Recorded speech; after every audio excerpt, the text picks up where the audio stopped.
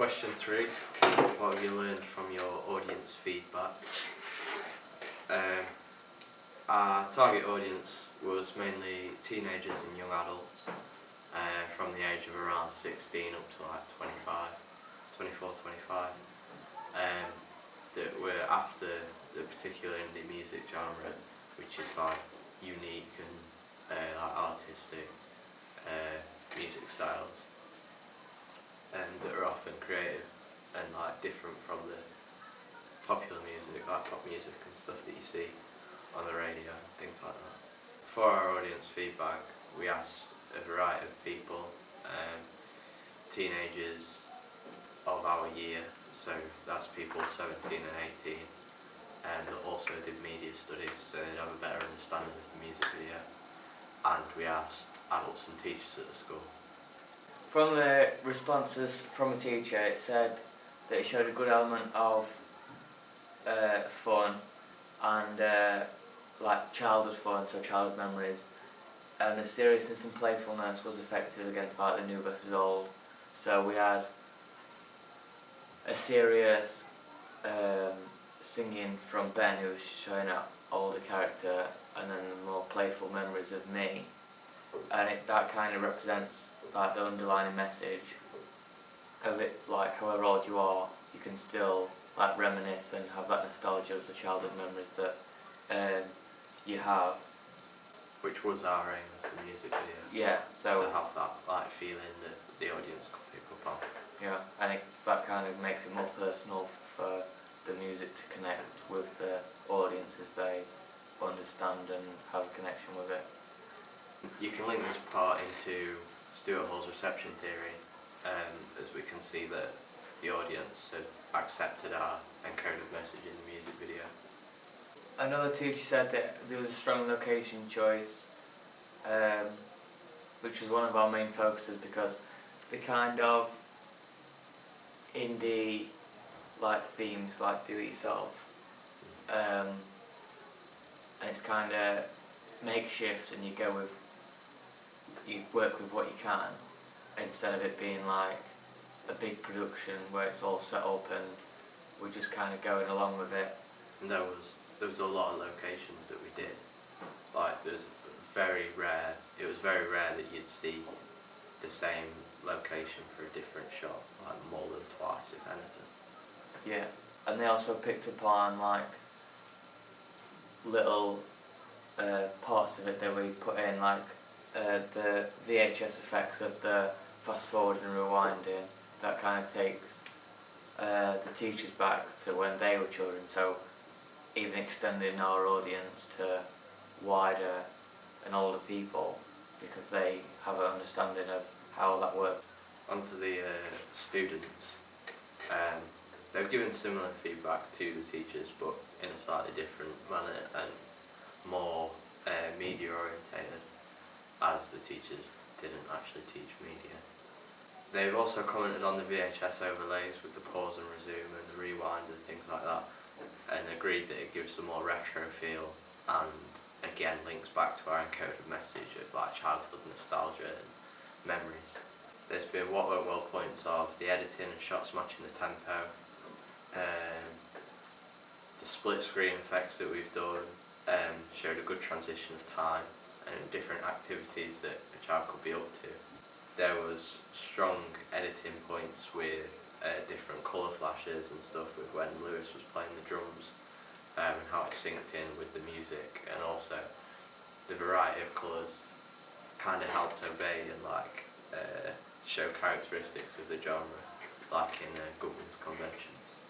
There was a use of text twice in the music video, where it was said, "It's there on your mouth, but it's not what I heard," and the flashing text also seemed to obey the genre in like a unique style in everything, in terms of the font, colour, and the way that it appeared, just flashing up in the middle of the screen to get straight attention.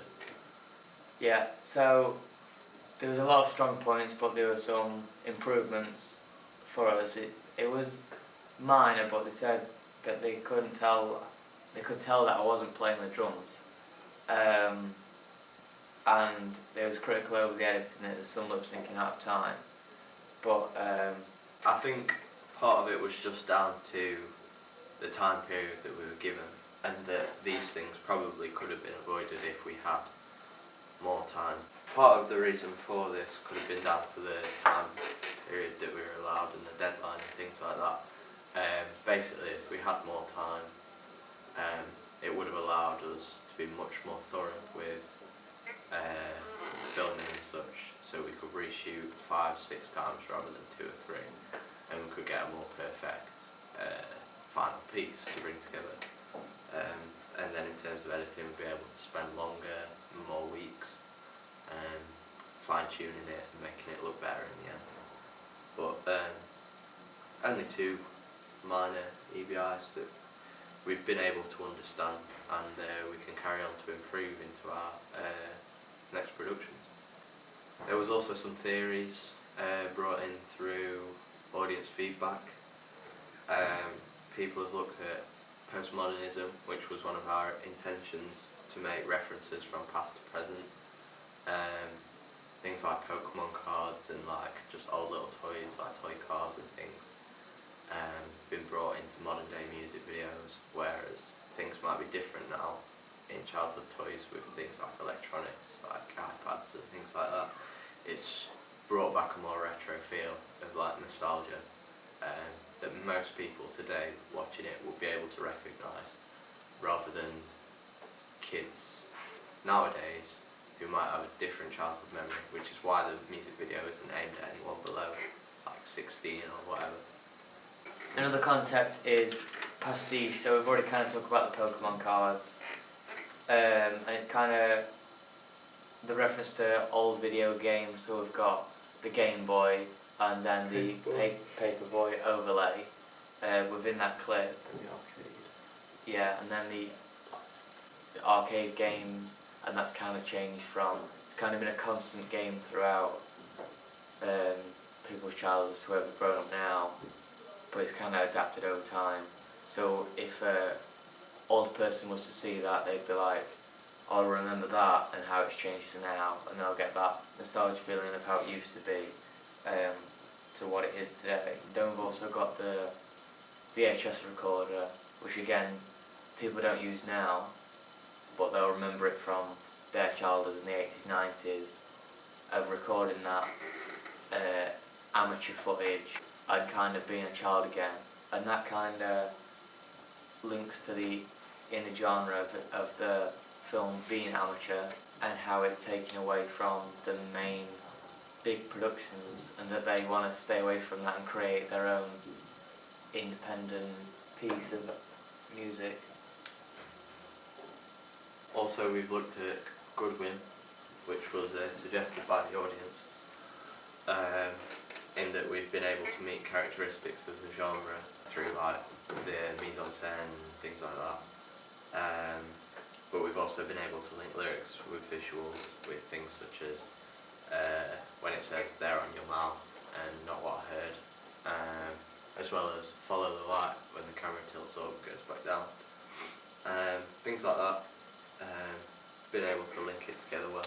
Going back to what we need to improve on, we understand where we need to make changes, as I've said about the drums and some of the lip syncing is out of time. But because these responses were given on the final draft, we weren't able to make changes. But if we did have more time, then we could go back and make them changes. And what we probably should have done, and what we will do in future productions, is as we're going through the production process, every time we've got a first draft of some of the video, we go and get feedback, see what people think, if there's needs improvements or changes, we can do it. What they think works well, keep it in, and keep doing that 4 or 5 times throughout the production. And then when it comes to the final draft and we get feedback on that, there won't be mistakes. What there is, we'll be able to reduce the criticism. Yeah. Although we've only got 2, like It's- to have 0. Yeah. So we just need to be more thorough and keep checking back on our work, see what people think, know what to do better. A particular strong point that was mentioned a lot, and we also agree with the audience feedback, is that the effect of the VHS overlay seemed to fit perfectly with the indie genre. So the fact of it giving the retro and like makeshift feel perfectly reflects what the indie genre is recognised for as being kind of separate from a big label and like doing it your own way, being makeshift about it, and so it's really given that unique like handheld style that you'd see in like the 90s and 80s with people just doing it themselves rather than a big corporate company making it all look perfect. We've got a strong editing style that we can implement into future productions because it's been adapted over time from our AS preliminary tasks, the thriller, the A2 preliminary tasks, and then now our music video. So we've kind of, like I say, adapted it from the feedback that we've got and just learning what our style is. Like I say, just need fine tuning. Like we've got feedback from our music video, like a few bits at a time, but it's just that, it's just a fine tuning that we can correct in the future. Like we say, more drafts, more feedback, then we're able to correct any mistakes and hopefully make it perfect so there's no areas for people to criticise. In terms of for future productions as well that we can carry through from what we've learned in this task is that we're consistent at having an effective portrayal of the genre, which we also did in our AS production of the thriller through like dark colour corrections and like hue and saturation, things like that.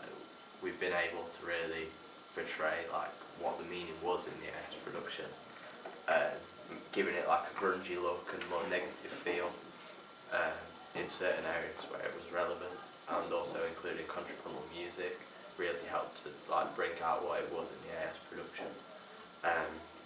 We've also been able to meet it in the A2 production, but through different means. So now we know that in our next production we'll be able to bring in a variety of new ways to influence to the audience our genre, whether it's through mise-en-scène or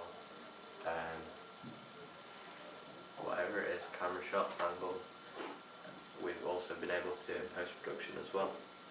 Going back to audience theories, we can talk about uses and gratifications theory and how people, the audience, consume our product, and we agreed that it'll be probably consumed for entertainment purposes, a way to get away from the real world, that people can use the nostalgia to get away from their everyday jobs, say, that it gives them a chance to sit back, think, and remember these, reminisce over these childhood memories that they can relate to and connect with.